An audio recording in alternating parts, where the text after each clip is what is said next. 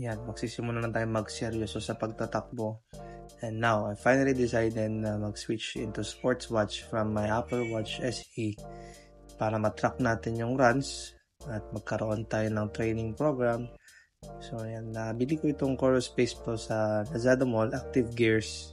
And naka-decide ako na ito na ang brand na pinili ko. Dahil sa mga reviews na napanood natin kay Chase the Summit, and finally decided na ito na.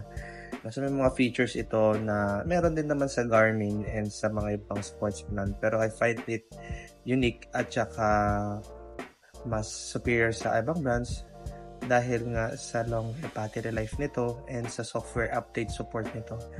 So, I've done research yung Coral Space 2. I think na-stop lang ang software update noong 2024. So, which is a good sign na up to 5 years ang software update nito. And hopefully, this watch will help me na maging better runner. And this coming May 4 also, meron tayong race day na 10K. Ang target pace natin ay 10K sub 1. Okay? Thank you for watching. Follow Tito Doc. Tito Doc. Tito space DOK. Okay. Subscribe. Tito Doc.